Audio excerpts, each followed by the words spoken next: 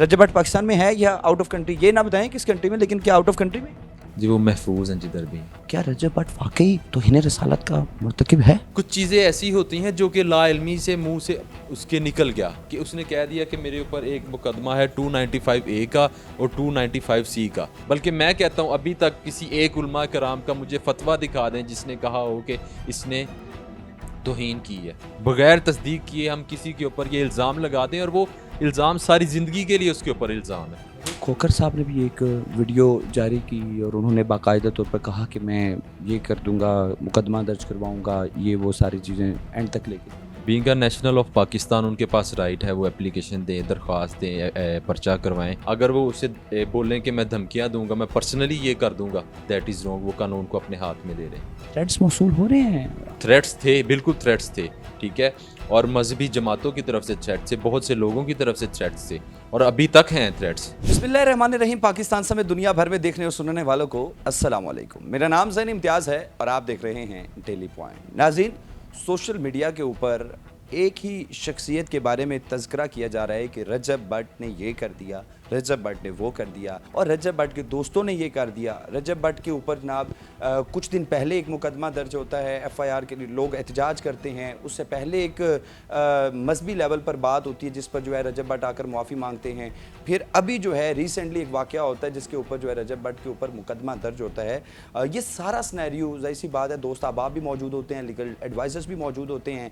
रजब भट्ट के मेरे साथ करीबी दोस्त मौजूद हैं, सैयद ज़मान बुखारी साहब एडवोकेट भी हैं, लीगल एडवाइज़र भी हैं। इनसे बात करते हैं कि बेसिकली ये जो सारा मामला होता है इसके पीछे कौन लोग हैं, या क्या वाकई ही रजब भट्ट ने जो है गुस्ताखी की है, नहीं की, क्या मामला है, इसके पीछे प्रॉपर बैकग्राउंड क्या है। अस्सलाम वालेकुम। अस्सलाम वालेकुम जैन भाई, कैसे हैं आप? ठीक है ज़मान भाई, बहुत शुक्रिया आपके कीमती वक्त का। ये बताइएगा कि बेसिकली रजब भट्ट के ऊपर बेशुमार चीज़ें आजकल गर्दिश कर रही हैं, क्या वजह है कि हर जब से शादी सोशल मीडिया के ऊपर दिखाई गई उसके बाद से लेकर अभी तक बेशुमार जो केसेस बन रहे हैं, ट्रेंडिंग में आ रहे हैं, क्या वजह है? ये पब्लिकली स्टंट खेले जा रहे हैं या कुछ और है? देखिए जैन भाई, ये किसी किस्म के स्टंट्स नहीं हैं। स्टंट्स उन चीज़ों पे होते हैं कि जिनसे आपको कोई नुकसान ना पहुंच रहा हो, ठीक है। जब आपकी ज़ात के ऊपर नुकसान हो रहा हो तो वो स्टंट्स नहीं होते, ठीक है। अब सेकेंडली, शादी के बाद केसेस की बात कर लें, ठीक है। जब अल्लाह ताला किसी इंसान को इज़्ज़त देता है या उसे किसी चीज़ से नवाजता है तो हासिदीन की तादाद बढ़ जाती है। जब हासिदीन की तादाद बढ़ती है तो ज़ाहिरी बात है जो लोग आपसे मोहब्बत करते हैं, जहाँ मोहब्बत करने वालों की तादाद बढ़ती है वहाँ पे आपको गिराने वालों की भी तादाद बढ़ती है। आप किसी बंदे की पर्सनैलिटी को इस चीज़ से कभी नहीं जज कर सकते कि यार उसके ऊपर ये फ़लाँ बंदा है उसके अगेंस्ट बोल रहा है, फ़लाँ बंदा उसके अगेंस्ट बोल रहा है, ठीक है। मेरे मौला अली अलैहिस्सलाम का फरमान है कि जब लोग तुम्हारे ख़िलाफ़ हों तो समझो तुम हक़ पर जा रहे हो, ठीक है। इसी तरह अब केसेस की बात करें, जब मामला होता है मज़हब का, ठीक है, मज़हब की जब बात आती है तो हर बंदा कॉन्शियस हो जाता है, हमारी स्टेट कॉन्शियस हो जाती है, ठीक है। जहाँ पे आपकी मजहबी जमातें शामिल हो जाए वहाँ पे आपको कॉन्शियस होकर रहना पड़ता है, ठीक है। अब जब एक आपको मजहबी मामले में आपके ख़िलाफ़ कोई एप्लीकेशन जाती है, वहाँ पे आप रजिस्ट नहीं कर सकते, किसी सूरत आप वहाँ पे रजिस्ट नहीं कर सकते क्योंकि मामला दीन का है, सेंसिटिव मामला है। जब आप रजिस्ट करेंगे तो वो किसी और डायरेक्शन में चला जाएगा।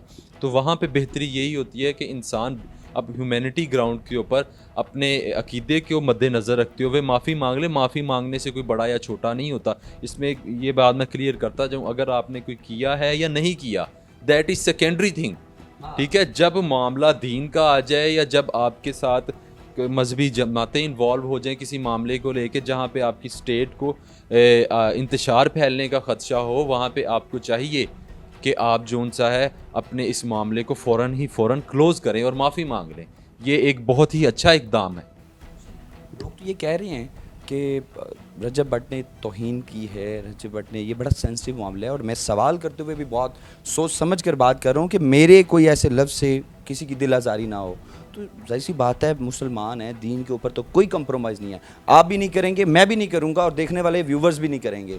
क्या रजब भट्ट वाकई तौहीन रसालत का मुर्तकिब है? देखिए, हमारी जान माल हमारे माँ बाप को आले मोहम्मद पर और नबी पाक सल्लल्लाहु अलैहि वसल्लम पर, कोई एक आम आदमी जो मुस्लिम है, जो मुसलमान है, वो कभी भी इस चीज़ के ऊपर सोच भी नहीं सकता, ठीक है, कि वो तौहीन रिसालत तौबा नाउज़ बिल्लाह करे। ठीक है, ये एक ऐसा मैं अब आपसे सवाल करता हूँ कि आज से पहले आपको इस चीज़ का इल्म था कि what is 295A B and C? आप एक जर्नलिज्म से ताल्लुक़ रखते हैं, आप लोगों को मिलते हैं, बेशुमार लॉज का हमें तो पता होता है लेकिन पब्लिक को नहीं पता होता। पब्लिक को नहीं पता होता।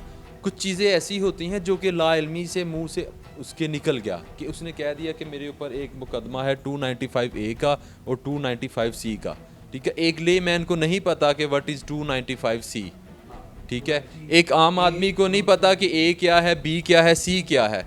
या तो वो कानून से वाबस्ता लोगों को पता है, या जो लोग बहुत ज़्यादा मुतालिया रखते हैं, या फिर जो लोग इस्लाम से ताल्लुक़ रखते हैं, या जो लोग उलमा कराम कह लें, उलमा कराम को इस चीज़ का इल्म होगा। एक लेमैन को इल्म नहीं है कानून की। बहुत सी ऐसे दफ़ात हैं। अब ये बड़ी खूबसूरत बात की कि लोगों को नहीं पता कि ये बेसिकली है क्या कानून। लेकिन एक सोशल मीडिया के ऊपर ना एक वीडियो चल रही है और कुछ लोगों ने ये भी कहा है कि जो 295 के नाम से एक ब्रांड लॉन्च किया गया है रजब भट्ट की जानिब से, वो भी फंडिंग किया गया है। कितनी सदाकत है? फंडिंग कौन फंडिंग करेगा 295 के? कहा है कि कमेंट सेक्शन में काफ़ी लोगों ने कहा है कि ये जो ब्रांड बनाया गया है इसके पीछे भी कुछ और मकासद है। ये तो आपने खुद ही सवाल और जवाब दे दिया। अगर ऐसा मामला है तो फिर तो ये दुश्मन की सबसे बड़ी साजिश है कि वो 295C के ऊपर कंप्रोमाइज़ करवाना चाह रहा है एक बेगुनाह को फंसा के। ठीक है, जब मेरी एक बात याद रखिए, जब कोई बेगुनाह जिसने कोई जुर्म ना किया हो, ठीक है, वो उसके उस जुर्म का जिम्मेवार ठहराया जाए, तो वहाँ पे दूसरी साइड पे एक जो गुनाहगार है वो बच रहा है। ठीक है, जो तौहीन कर रहा है। और मेरा नहीं ख्याल कि ऐसे मामलात में कोई फंडिंग होती है। जब उसका एक बहुत अच्छा एक बिज़नेस चल रहा है, एक सोर्स ऑफ इनकम चल रहा है, ठीक है, उसके मामला ऐसे ना तो कोई उसने कोई ऐसी कोई चीज़ है कि जिसके ऊपर उसे फंडिंग हो। ठीक है, एक बिज़नेस है, 295 is just a number. Khokhar साहब ने भी एक वीडियो जारी की और उन्होंने बाकायदा तौर पर कहा कि मैं ये कर दूंगा, मुकदमा दर्ज करवाऊंगा, ये वो सारी चीज़ें एंड तक लेके। देखें, being a national of Pakistan उनके पास राइट है, वो एप्लीकेशन दें, दरख्वास्त दें, पर्चा करवाएं, कोई भी कानूनी रास्ता इख्तियार करें। लेकिन अदर दैन दैट, अगर वो उसे बोलें कि मैं धमकियां दूंगा, मैं पर्सनली ये कर दूंगा, दैट इज़ रॉन्ग। वो कानून को अपने हाथ में ले रहे हैं। थ्रेड्स मौसूल हो रहे हैं आपको, जाहिर सी बात है, you are the part of Rajab Bhatt family. देखिए, मैंने शुरू में ही बोला है कि मजहबी मामलात ऐसे हसास मामलात होते हैं कि पाकिस्तान के अंदर ये एक अलमिया है कि लोग वेरीफाई किए बगैर अगर किसी को इल्ज़ाम के ऊपर, सिर्फ एक इल्ज़ाम के ऊपर उस चीज़ को वेरीफाई नहीं करेंगे।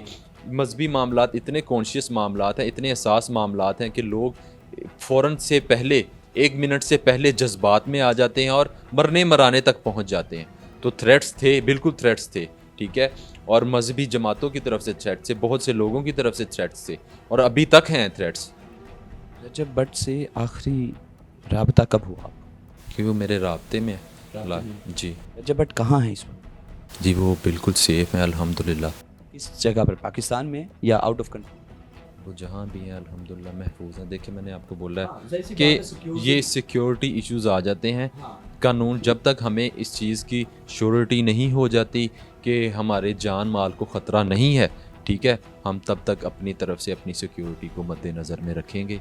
हम लेकिन अपनी अभी सिक्योरिटी को पूरा रखेंगे। लेकिन अभी रजब भट्ट पाकिस्तान में नहीं है। जी। वो लोग क्या कह रहे हैं, क्या रजब भट्ट पाकिस्तान में है या आउट ऑफ कंट्री? ये ना बताएं किस कंट्री में, लेकिन क्या आउट ऑफ कंट्री में? जी, वो महफूज हैं जिधर भी हैं। महफूज हैं। पाकिस्तान से बाहर है लेकिन महफूज है। जी, महफूज हैं। क्या समझते हैं कि इस तरह सोशल मीडिया के ऊपर प्रोपोगेंडा होना, इसके पीछे कौन से लोग हैं जो कि रजब भट्ट के मुखालफीन हैं? आप भी सोशल मीडिया के यूज़र्स हैं, बल्कि आजकल एक बच्चा सोशल मीडिया को यूज़ करता है। ठीक है, आप स्क्रॉल कर लें सोशल मीडिया, वही लोग इस चीज़ के ऊपर बोल रहे हैं कि जिनकी पहले उनसे कोई ज़ाती अना रह चुकी है।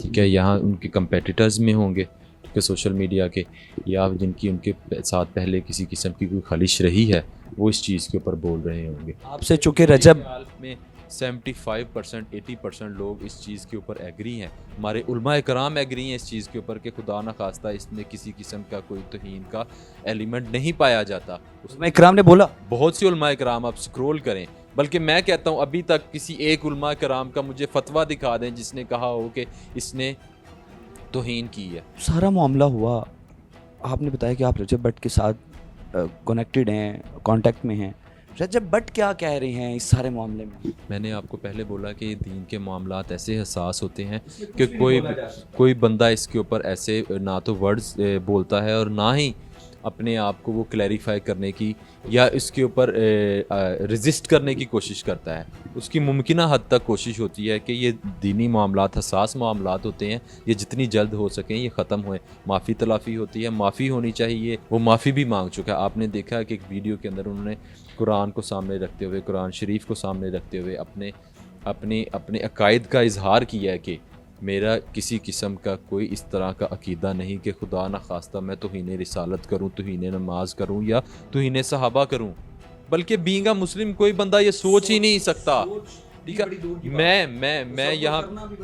मैं यहाँ बात करता हूँ कि हमें अपने दीन को बार बार बल्कि इस मज़हब कार्ड से इज्तनाब करना चाहिए। ठीक है, जहाँ आप किसी बेगुनाह के ऊपर जब ये इल्ज़ाम लगाओगे तो आप वहाँ पे कोई गुनाहगार बच जाएगा। ठीक है, इस चीज़ का अगर आपको 295A-B-C का पता है तो ठीक, खुदारा इस चीज़ को पहले इन्वेस्टिगेट करो, इन्वेस्टिगेशन पहले करो फिर इल्ज़ाम लगाओ। ठीक है, यहाँ पे क्या है, यहाँ इल्ज़ाम लगता है और दूसरे ही लम्हे एहतजाज शुरू होते हैं और FIR हो जाती है। लेकिन वहाँ पे भी स्टेट मजबूर है वो अपने अमन को बहाल रखने के लिए। FIR तो first information report, exactly first information report है। लेकिन बहुत से ममालिक में सबसे पहले जो असूल है वो ये है कि पहले इन्वेस्टिगेशन होती है, देन FIR लॉन्च होती है। पाकिस्तान में FIR लॉन्च हो जाती है और इन्वेस्टिगेशन बाद में होती है। एक बंदे का रिकॉर्ड बन जाता है। देखिए ये मजहबी मामला है, 295A-B-C ऐसी चीज़ें, ये सारी ज़िंदगी का लेबल है। ठीक है, किसी बंदे को नहीं पता कि इसने ये किया है या नहीं किया, लेकिन वो उसके ऊपर लेबल, उसके ऊपर ठप्पा लग गया कि वो इस चीज़ का मुर्तकिब हो गया। ये एक अलमिया है, इस चीज़ के ऊपर हमें सोचना चाहिए। बगैर तस्दीक किए हम किसी के ऊपर ये इल्ज़ाम लगा दें और वो इल्ज़ाम सारी ज़िंदगी के लिए उसके ऊपर इल्ज़ाम है। तो मुझे ये बताइएगा, रजब भट्ट के ऊपर तो आपने बताया कि बहुत ज़्यादा प्रेशर भी है, सिक्योरिटी पर्पस भी हैं, सिक्योरिटी थ्रेट्स आ रहे हैं, यानी कि उनको उनकी जान को ख़तरा है। लेकिन क्या उनकी जो फैमिली है वो चूँकि अभी पाकिस्तान में ही मौजूद है, क्या फैमिली को भी थ्रेट्स आ रहे हैं? ऑब्वियस बात है, ये इस तरह का मामला है जहाँ पे फैमिली को भी इन्वॉल्व किया जाता है। ये एक अलमिया है पाकिस्तान के अंदर। ठीक है, जब आपके ऊपर इस तरह के कोई मामलात होते हैं तो लोग नहीं देखते, वो फैमिली को भी थ्रेट करते हैं, इन पर्सन भी थ्रेट करते हैं, दोस्त अहबाब को भी थ्रेट करते हैं। दोस्तों को भी थ्रेट किया जा रहा है जो उनके साथ मौजूद थे, और वो कहाँ पर है? वो भी रजब के साथ सेफ जगह पर है या वो अलग-अलग? अल्हम्दुलिल्लाह फ़िलहाल तो सारे ही सेफ जगह पे अल्लाह ताला उन्हें अपने हिफ्ज़ व अमान में रखे। ठीक है, अब मुकदमे का क्या होगा? मुनासिब वक्त का इंतज़ार करेंगे हम लोग। ठीक है, जब तक हमें इस चीज़ की श्योरिटी नहीं मिलती कि हम लोग जान माल के लिहाज से महफूज हैं, ठीक है, हम महफूज मुकाम पर हैं। बहुत शुक्रिया जी नाज़रीन, मेरे साथ सैयद ज़मान बुखारी साहब मौजूद थे और उनकी सारी गुफ्तगू आपने मुलाहिज़ा की कि किस तरह ये मामला जो है सोशल मीडिया पर आया। रजब भट्ट इस वक्त कहाँ पर है, कितनी देर पहले इनसे राब्ता हुआ और राब्ते में क्या गुफ्तगू हुई, सारी गुफ्तगू आपने मुलाहिज़ा की। आपने कीमती राय कमेंट सेक्शन में ज़रूर बताइएगा। आपसे दोबारा मुलाकात होगी अगली वीडियो में। अल्लाह निगहबान।